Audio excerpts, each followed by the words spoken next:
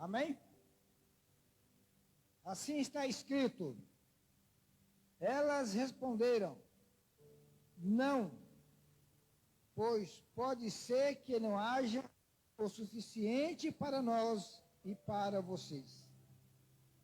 Vão e compra óleo para vocês. E saindo elas para comprar o óleo, chegou o noivo, e as virgens que estavam preparadas entraram com ele para o banquete nupcial. E a porta foi fechada. Mais tarde vieram também as outras e disseram: Senhor, Senhor, abra a porta para nós. Mas ele respondeu: a verdade é que não as conheço. Portanto, vigiem, porque vocês não sabem o dia nem a hora. Espírito Santo, em nome do Senhor Jesus, estamos aqui reunidos no nome do Senhor, para prestarmos culto ao Senhor, para adorarmos ao Senhor. Nós colocamos este momento na dependência do Senhor.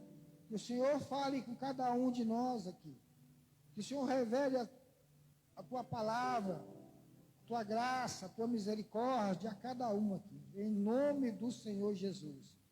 Manifesta, Espírito Santo, a tua presença em cada coração nessa noite. Em nome do Senhor Jesus. Amém? No início do capítulo, no versículo 1, diz o seguinte: o reino dos céus será, pois, semelhante.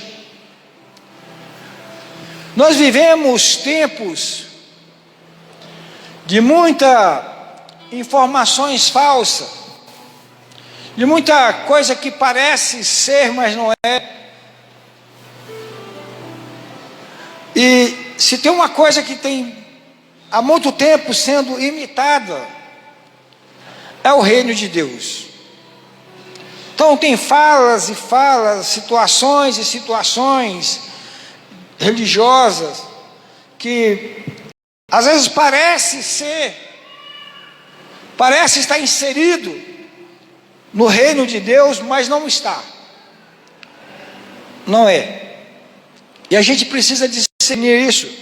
O que é reino de Deus, o que é a igreja do Senhor Jesus e o que não é. E nós só vamos conseguir discernir isso através do dom de discernimento de espírito e através do conhecimento da palavra, através das experiências com Deus. Ou seja, através da vida cristã como ela é. Tá? E nós podemos ver no versículo 5 do capítulo 25 que o noivo demorou a chegar. Quantas vezes nós já não ouvimos as pessoas dizerem que Jesus está demorando a voltar, e que sempre falaram isso, que ele está voltando, mas nunca voltou. E isso vai deixando as pessoas inquietas. Isso tem levado muitas pessoas a se acomodar, a desistir. Essa suposta demora tem desestimulado muitas pessoas a buscar o Senhor Jesus, a buscar a face do Senhor, a adorar o Senhor, a servir ao Senhor, deixando isto para um segundo momento. A gente tem visto isso ao longo da caminhada. No versículo 7, no versículo 6, à meia-noite, ouviu-se um grito, ou seja, houve um despertar. E no versículo 7, então todas as virgens, tanto as nércias como as prudentes, as imprudentes como as prudentes, todas elas que se encontravam dormindo, se despertaram. Vejam bem, não era só as imprudentes que estavam dormindo, As prudentes também estavam acomodadas. Aqui nós não vamos julgar o fator se elas estavam todas cansadas ou não, ou se elas não esperavam de fato o noivo ou não. A questão é que todas aqui estavam dormindo. Aqui fala de um grupo de pessoas que estão juntas, supostamente no mesmo propósito, em uma mesma busca, com a mesma esperança, mas que apenas algumas eram prudentes e outras não eram prudentes.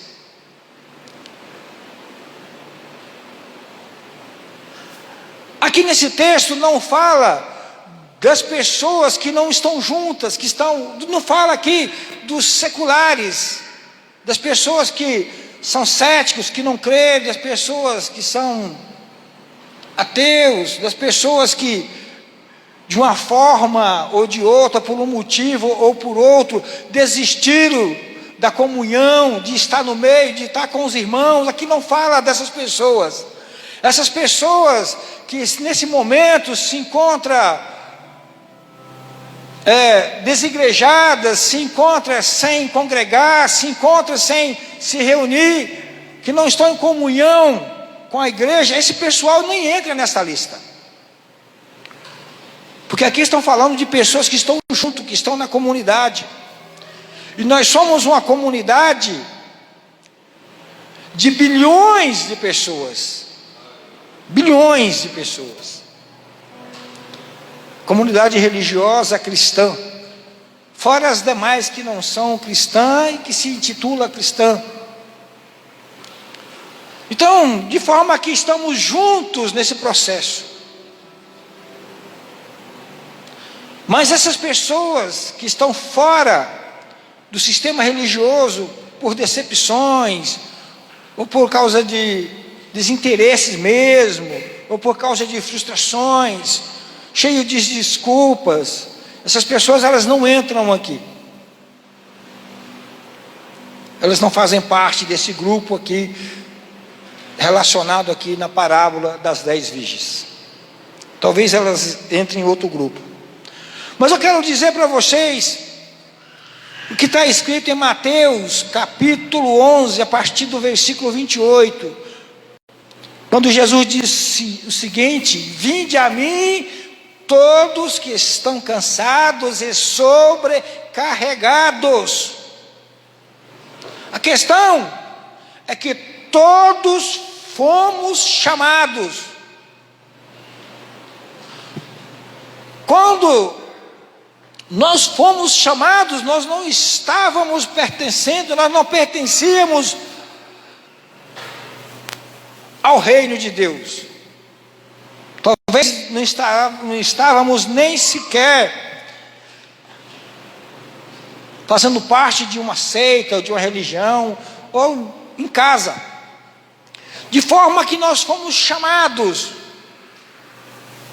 antes que nós tivéssemos nascido, antes que sequer viéssemos a existir nesse mundo, nós fomos chamados para sermos de Cristo e para sermos cristãos. E existe um propósito nesse chamado. E nós temos que entender o propósito desse chamado. O chamado não é um chamado para o ministério em si, mas o chamado é o chamado para um serviço, uma missão. Ministério entra em outra parte. Exercício de ministério é um outro assunto, não está aqui em Mateus capítulo 11, a partir do versículo 8. Esse chamado aqui é o chamado universal para todos. E quem hoje não se encontra no mundo cansado e sobrecarregado? Quem hoje no mundo não se encontra assim? Até nós, às vezes, que ainda estamos aqui no mundo, nos sentimos assim. Mas aquele que está a serviço de Cristo e que segue a vida cristã como deve ser, não tem mais essa carga.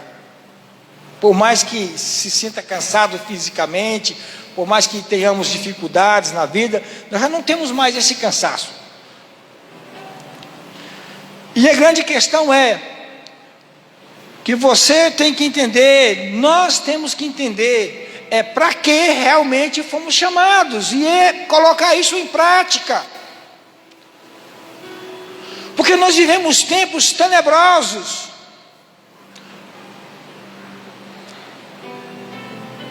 Se nós fomos chamados para sermos de Cristo, para sermos cristãos, nós fomos chamados para fazer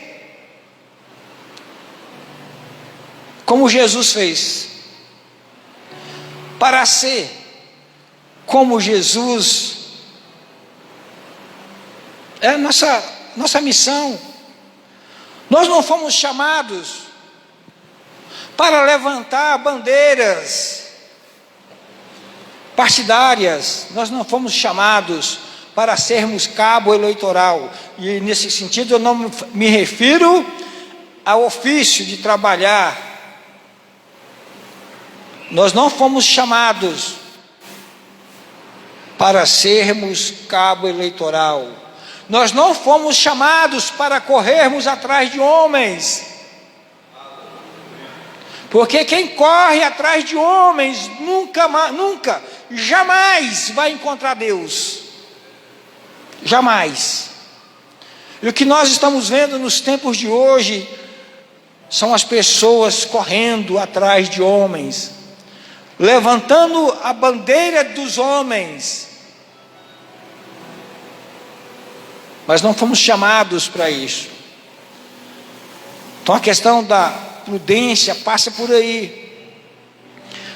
Nós não precisamos de representantes neste mundo. Eu vou repetir, igreja. Nós não precisamos de representantes neste mundo. Nós fomos chamados para ser representante daquele que está à destra do Deus Todo-Poderoso, o Cristo, Jesus. É para isso que nós fomos chamados. Todos nós fomos chamados para isso. Então é esta bandeira, é esta causa que nós temos que levar à frente. Amém? Tema da ministração é mantenha o azeite. Parte final, terceira parte. Manter o azeite. Não deixar o azeite acabar. Não deixar o azeite acabar. Repor a vasilha. O azeite é o Espírito de Deus, é o Espírito Santo. E as vasilhas somos nós, o recipiente somos nós. Nós fomos feitos com esse propósito. O homem foi feito com este propósito, conter ao Senhor, conter Deus. É o propósito. O homem foi feito com este propósito. Outra coisa nenhuma vai preencher o nosso vazio, o vazio que o homem tem na alma, senão a presença do Espírito Santo, senão a presença do Senhor. Você pode se encher de qualquer outra coisa, você pode se encher de várias formas de riqueza, de conquistas, sucessos e mais sucessos, mas isso não vai preencher o vazio da sua alma, da nossa alma. Isso, somente o Senhor, somente o Espírito do Senhor preenche o vazio da nossa alma.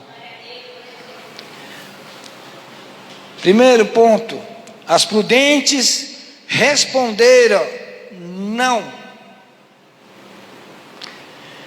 Eis uma resposta simples, mas enfática: não. Não. Jesus ensina aqui que a resposta que nós damos ao chamado de Jesus, a inquirição espiritual, ou seja, a busca espiritual, por mais que nós sejamos corpo de Cristo, por mais que nós estejamos juntos, essa resposta a esse chamado, essa inquirição, essa busca espiritual, ela é uma busca, é uma resposta individual. Podemos ser bilhões, milhões, milhares, centenas, dezenas, mas a resposta a essa busca espiritual, a essa necessidade, ela é individual. A salvação é individual. Nós precisamos ter conhecimento, ciência disso. Nenhuma igreja, nenhuma religião poderá nos conferir essa atitude. Essa é uma atitude pessoal. Esse é o contexto bíblico. Não pode ser passada de pessoa para pessoa. As virgens prudentes não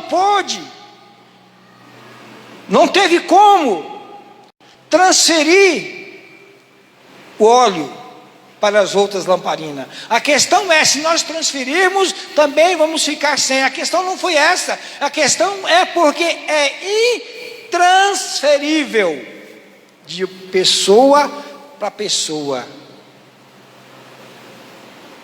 Esse óleo vem do Senhor. Esse azeite, ele vem do Senhor. Não é de homens para homem. Não é de organização religiosa para homens. Não é de instituições religiosas para homens. Não é de homens para homens. É do Senhor para os homens. A preparação para o julgamento, ou para os acontecimentos segundo a vinda de Cristo, ou a preparação para a transição da vida para a morte, será sempre uma questão individual. A gente aprende muita coisa no coletivo, através do coletivo a gente passa as coisas, a gente aprende, mas no final, essa preparação, essa busca, essa qualificação espiritual, ela é individual. Individual. Não é coletivo. Não é coletivo. Coletivamente nós podemos, através da pregação do Evangelho do Reino, ativar as pessoas, a levar as pessoas a se despertarem para a verdadeira fé em Cristo Jesus. Mas nós não temos poder de inserir nas pessoas o que elas realmente precisam. Por mais que a salvação não dependa do homem, é obra divina, é necessário em momento que o homem decida, escolha. Não tem jeito. Tem participação de forma indireta do homem, não direta, que é de Deus a forma direta. Não existe transferência de unção, de poder. Não existe transferência de óleo. Palavra unção e poder é a mesma coisa. Então quando fala de unção, está falando do poder de Deus. Unção de Deus, poder de Deus. Não há como transferir a unção de Deus para uma pessoa. Não tem como transferir para uma pessoa o poder de Deus. A pessoa ela tem que buscar. Primeiro ela tem que querer. Depois ela tem que buscar. Ela tem que renunciar. Ela tem que abrir mão de muita coisa. E dependendo da situação, tem pessoas que dependendo do quadro dela, ela tem que abrir mão de tudo e começar de novamente. Meu caso foi assim, eu tive que abrir mão de tudo. Porque às vezes é necessário abrir mão de tudo e a gente quer abrir mão apenas de um pouco. Não funciona com o Senhor. A passagem pela porta estreita é individual.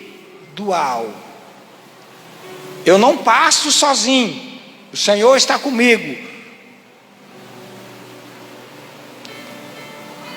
Eu sou impulsionado a entrar, a passar por essa porta pelo Espírito Santo, mas é uma passagem individual. A porta é estreita. Não tem religião, não tem ninguém que pode me fazer passar por essa porta, senão o próprio Cristo Jesus, através do seu Espírito. Sem o Espírito Santo sequer vamos enxergar a porta, vamos encontrar a porta, mas sabendo que a passagem por ela é individual. Olha, queridos, estavam ali todos juntos, as 10 virgens, provavelmente dormindo no mesmo alojamento, ou participando da mesma congregação, da mesma denominação, buscando e esperando a mesma pessoa, a pessoa de Cristo. Não interessa se nós somos bilhões juntos nesse processo, a vitória será apenas dos prudentes. Somente os prudentes serão vitoriosos. Porque até podemos estar juntos,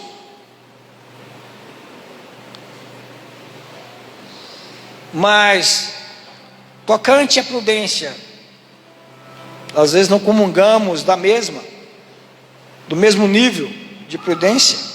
Segundo ponto, saindo elas para comprar, versículo 10, as virgens imprudentes aceitaram o conselho, bom ou mau. As virgens e o cortejo vai acabar antes que as imprudentes consigam se organizar, adquirir óleo. A maioria das pessoas estão sem óleo. Precisa adquirir o óleo, precisa adquirir o Espírito Santo. A porta foi fechada porque todos os convidados esperados chegou. Olha, todos os convidados chegou. Pastor, mas tem uma cota, tem uma quantidade certa de convidados para entrar para essa bolda, para essa festa? Sim. Eu não sei quantos, quem, mas tem. Mas tem. E não adianta, e não adiantou as imprudentes saírem e fazer um preparativo, adquirir óleo. Mesmo porque dentro do contexto bíblico, após a parousia, após a segunda volta de Cristo, isso não procede, não resolve. A coisa não funciona bem assim, não vai funcionar bem assim. Como na época de Noé, Mateus 24, 27, como foi nos dias de Noé. O que aconteceu antes do dilúvio. Todo mundo conhece a história, a maioria das pessoas já leram esse assunto. Esse é um assunto batido, conhecido. A coisa não aconteceu ali, no fechar da porta da arca. Não, a coisa aconteceu mais ou menos 90, 96 anos antes do fechar da porta da arca. Deus rejeitou aquela geração, ou seja, Deus rejeitou aquela humanidade, aquelas pessoas que viviam em delitos, em pecados, que viviam fora do propósito. Então, ali bem antes que a porta da arca fosse fechada, a porta que dava acesso ao paraíso, que dava acesso ao reino de Deus, que dava acesso à volta para o Senhor, essa porta foi fechada. Quantas pessoas entraram na arca depois que a porta foi fechada? Nenhuma. Vamos um pouquinho antes.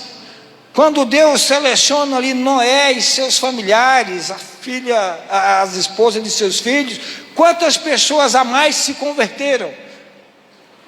Nenhuma.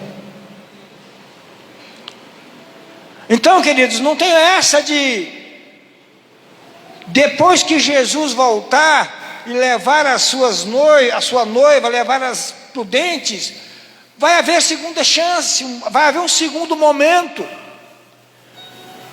Existem linhas teológicas e pregador que afirma e que insistem em afirmar que essas noivas aqui que saíram para buscar o azeite eram pessoas salvas, mas que ficaram de fora e ficaram para um segundo momento. Não existe um segundo momento, uma segunda chance. A nossa chance é aqui, agora, é hoje. É aqui, agora e é hoje. Não deixemos para amanhã. Todos os dias, todos os momentos, a porta tem se fechado para alguém.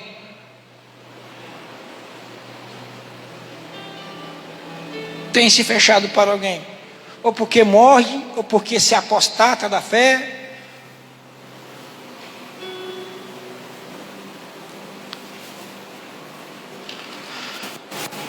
Então temos que refletir sobre isso. Não terá um segundo momento, não terá uma segunda oportunidade. Nós estamos tendo oportunidades e chances e mais chances, as pessoas estão tendo, é agora. Quem nunca ouviu aquela fala, nunca é tarde? Olha, irmão, nunca é tarde, ainda não é tarde para aqueles que estão sem o azeite. Ainda não é tarde. Mas chegará o momento que será tarde. Não vai ter mais jeito. Não vai ter mais jeito. Terceiro ponto. Em verdade vos digo, não vos conheço. Versículo 12.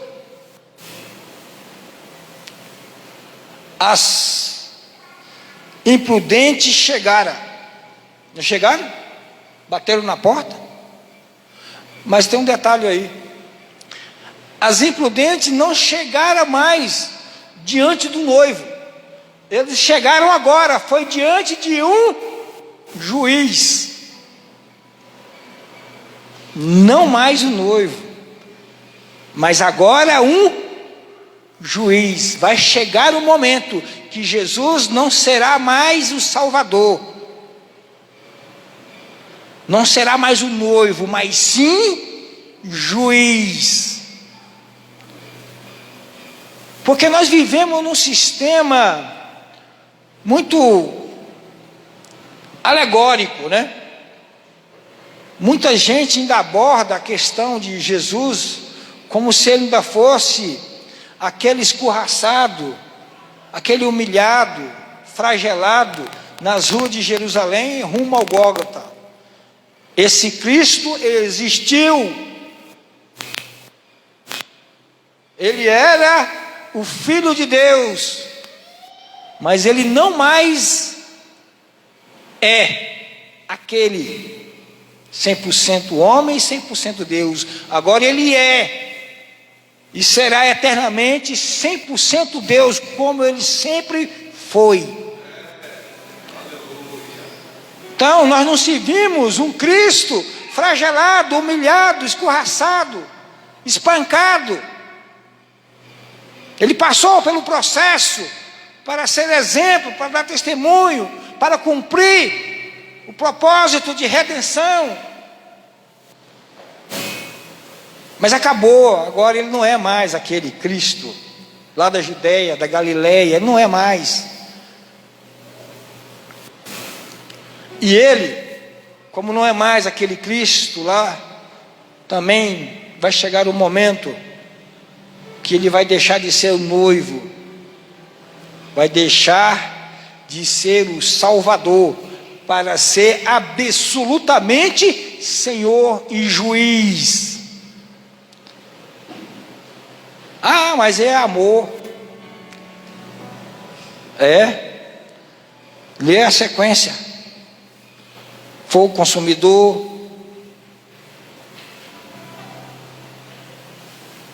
juiz justo e reto, que não terá nenhum inocente por culpado e nenhum culpado por inocente. O que nós temos preparado para esse dia? Porque aqui, para as imprudentes, foi o dia final para elas. Acabou aqui para elas. O que nós temos preparado, o que as pessoas têm preparado para esse dia? O que? No dia do grande tribunal de Cristo, não terá júri. No julgamento de Cristo não vai ter segunda instância, é instância única. E o que vai ser? Hoje em dia é muito comum, e está aí para todo mundo perceber, pessoas tomando o lugar de Cristo Jesus e agindo como se fosse Cristo, deliberando benefícios e mais benefícios às pessoas, facilitando o máximo possível a entrada delas no reino. Você sabe como é que faz para dificultar ao máximo a entrada das pessoas no reino de Cristo, do reino de Deus? Qual é a principal estratégia para impedir que uma pessoa de fato entre para o reino de Deus? Há uma estratégia óbvia: facilitações. Quanto mais se oferece facilidades, quanto mais se barateia o processo, menos as pessoas vão entrar de fato no reino de Deus. Elas vão entrar em outro reino, mas no de Deus não. Porque para entrar para o reino de Deus exige-se alguns pré-requisitos, algumas situações: regeneração, o nascer de novo, a renúncia do eu, a tomada da cruz. E esses requisitos não estão em pauta aí para os facilitadores do reino. As pessoas que facilitam aí nesses requisitos aí não se encontram, não está lá. Dificuldades não tem com eles.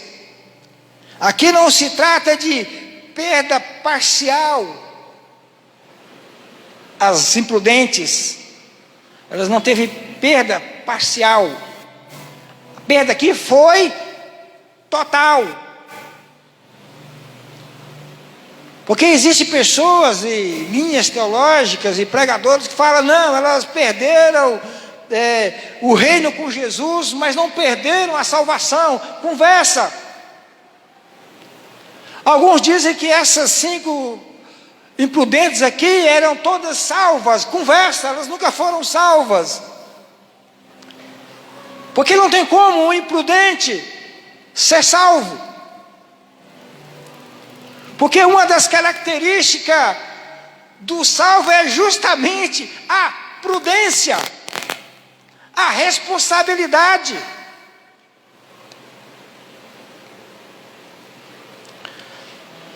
Pastor, alivia aí. Quem tinha que ter feito isso, que poderia ter feito isso, era Cristo. E Ele demonstrou com a própria vida como é a vida cristã. A vida cristã é como Jesus viveu, não como nós queremos viver. É Ele que determinou, Ele que viveu, Ele estabeleceu. O fato das pessoas não crerem, não levarem a sério, não acreditar no que a palavra ensina, no que a palavra diz, não as isentará do juízo. O fato das pessoas, eu não creio assim, não é bem assim que isso não as livrará da culpa, da condenação.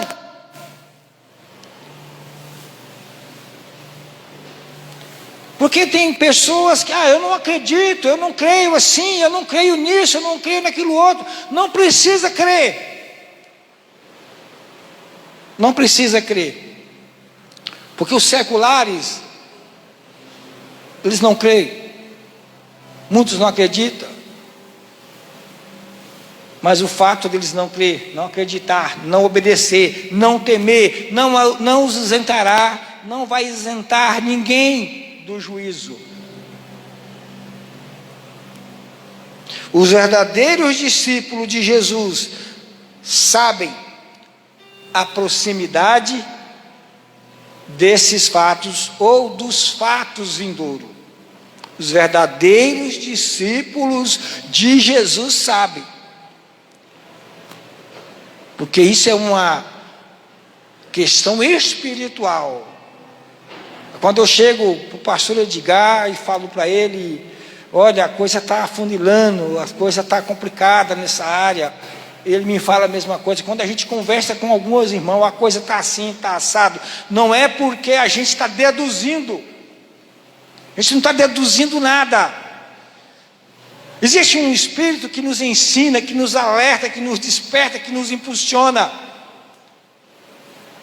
Como na época, 70 anos após Jesus, a invasão romana, os cristãos ali foram avisados, a invasão romana a Jerusalém, os cristãos ali foram despertados, eles sabiam, e deram no pé. Quarto ponto, vigiai, pois. Versículo 13. Vigiar é colocar-se de prontidão. Vigiar não é se policiar. Vigiar não é se policiar, é se colocar de prontidão, é colocar o seu espírito, o espírito de prontidão. Porque quem coloca o seu espírito em prontidão nunca é pego de surpresa. O Espírito Santo não deixa, não permite. Pelo contrário, quando nós colocamos o nosso espírito de prontidão, nós nos colocamos na dependência do Senhor, sob proteção do Senhor, Ele nos surpreende com as ações, com as operações, com tudo. Porque Ele sabe e vê muito mais do que a gente, sabe todas as coisas. É necessário que nos preparemos e vigiemos. O que mais existe hoje no nosso meio, no meio religioso, é essa despreparação. As pessoas estão despreparadas para o que está por vir. Se você falar para algumas pessoas sobre o que está por vir, elas vão perguntar: o que está por vir? Não viste nas Escrituras? Não viste os sinais? E me perguntas o que está por vir? E o que está por vir é pior do que tudo que já veio. Não é ser pessimista, é ser realista e biblista, porque está escrito, está nas Escrituras. Então há um despreparo. Nós nos preparamos para um tanto de coisa, mas não estamos nos preparando para este momento que está próximo. O pastor acabou de dizer agora que muitos têm por tardio a volta de Cristo, e agora você está dizendo, afirmando que está próximo, está. Os sinais revelam isso. Se alguns no passado se enganaram com relação aos sinais, nós somos a geração que os verdadeiros discípulos não irão se enganar. Nós não estamos enganados. É fato. É fato. Isso se dá através da graça e do Espírito Santo, esse preparar, essa prontidão espiritual, se dá através do Espírito Santo.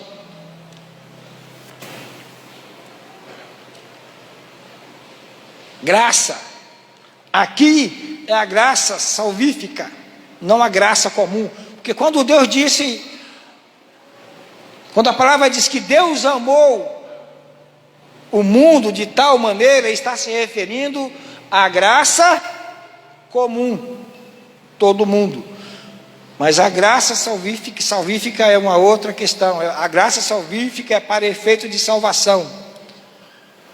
A graça comum livrou toda a humanidade de perecer, lá no paraíso mesmo.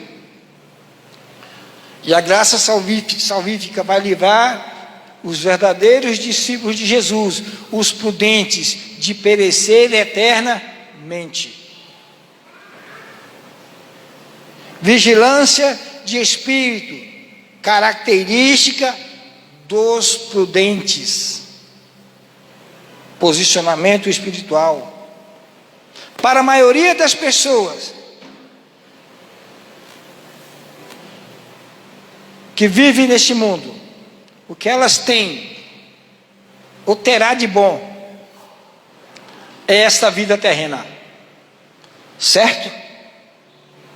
Para a maioria das pessoas que vivem na terra, ou que já viveu na terra, ou que vai viver na terra, tem ou terá de bom, é o que está sobre essa terra, esta vida terrena. Depois disso, será o quê? Para elas, para os imprudentes, horror e terror. E isso se dará quando Jesus voltar. É só vocês lerem lá em Lucas 21, 26. Porque vai chegar um momento que as pessoas vão se despertar. Eu não estou me falando dos prudentes, dos imprudentes. Eles vão se despertar. Eles vão querer o azeite, eles vão atrás do azeite. Mas Jesus, o noivo, já vai ter voltado. E aí não resta mais esperança. Acabou. Acabou. Acabou. Tudo acaba quando o Senhor diz: acabou.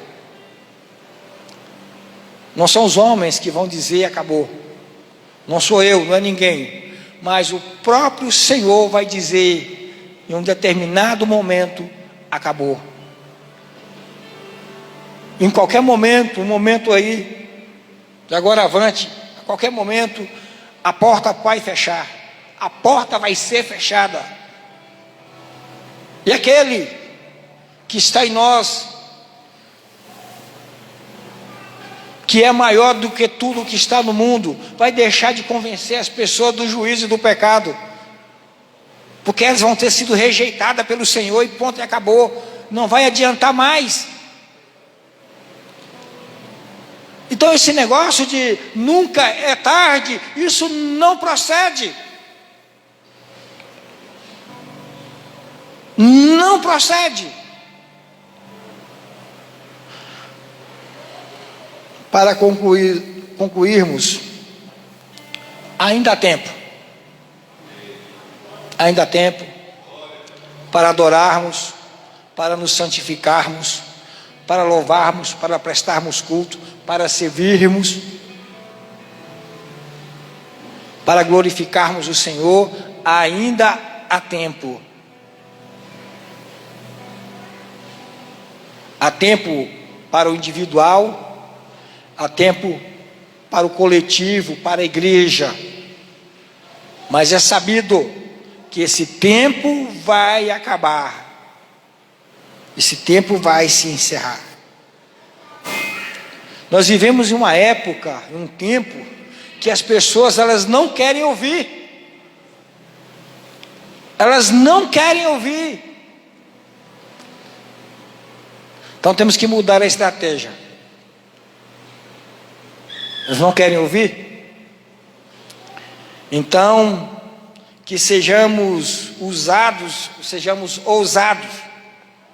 para as pessoas ver em nós o que elas precisam ver. Que sejamos usados para que as pessoas vejam em nós o que elas precisam ver. Alguém me disse essa semana que passou, que se encerrou aí, você precisa falar o que as pessoas querem ouvir. Senão você não vai se dar bem, senão você vai continuar se dando mal. Você vai continuar tendo problemas. Você fala o que as pessoas não querem ouvir. Tudo bem, elas não querem ouvir, então não vou mais falar. Que elas vejam. Porque o nosso testemunho fala mais, é maior do que a nossa fala mesmo, do que o que nós falamos, do que nós pregamos. Porque vendo elas, isso se torna um fato, e contra fato não existe argumento. O problema é que às vezes as pessoas vê ano após ano, e mesmo assim ignora. Podem nos ignorar, mas não porque não viram, mas porque não creram. E se não creram, não é porque nós não demos testemunho, não é porque nós não pregamos com palavras e com nossas vidas. É tempo de vivermos a vida cristã como ela é, e não como os falsos profetas querem que seja, ou como nós queremos que seja. Reflita sobre isso. Como é a vida cristã estabelecida pelo Senhor Jesus? Como é, de fato, a vida cristã? A vida cristã é o que nós estamos vendo sendo pregado por aí? Ou é como a palavra nos ensina? Ou é como Jesus nos ensina? Queridos, é tempo de adorar o Senhor e de buscar o Senhor como nós nunca buscamos. Como nós nunca buscamos. É tempo de orar como nós nunca oramos, de jejuar como nós nunca jejuamos, de nos santificar como nós nunca nos santificamos. É tempo. É tempo. E que nós não venhamos perder tempo. Vamos perder tempo, vamos buscar. Convido os irmãos a ficar de pé. Vamos orar. E pedir para nossas vidas esse despertar para a vida cristã como ela é. Prudência. Prudências, irmão. Precisamos ser prudentes. Precisamos vigiar. Espírito Santo, em nome do Senhor Jesus, nos ajuda, nos impulsiona, nos habilita com a prudência do Senhor. Que possamos ser prudentes, que possamos ser vigilantes, que possamos ser dedicados ao propósito do Senhor para as nossas vidas. E que o Senhor nos desperta nesses últimos dias que se segue, nesses dias que se segue. Que o Senhor nos desperta para orarmos mais, buscarmos mais a Tua face, termos mais comunhão com o Senhor. Espírito Santo, em nome do Senhor Jesus, nós nos colocamos à dependência do Senhor, para aprendermos com o Senhor e do Senhor, em nome de Jesus. Que o Senhor nos ajude nesta caminhada, e que por mais que as circunstâncias, Senhor, venha nos abater, venha nos desestimular, que Teu Espírito, Pai, esteja conosco, nos impulsionando, nos ajudando, em nome do Senhor Jesus, para a honra e para a glória do Senhor. Glórias ao Senhor. Amém? Se tem alguém aqui, essa noite, aí mesmo no seu lugar, que queira se reconciliar com o Senhor, que queira fazer um compromisso de andar, de caminhar com o Senhor, está com a oportunidade de fazer isso. E que se não for nesse momento, que seja em outro momento, mas que você, que ainda não se rendeu ao Senhor Jesus, faça isso. Esteja, até mesmo aqueles que já se renderam ao Senhor Jesus, esteja renovando os seus votos, confirmando os seus votos diante do Senhor, e pedindo direção, pedindo sabedoria, ajuda, para que os votos com o Senhor sejam cumpridos, e que o Senhor nos abençoe.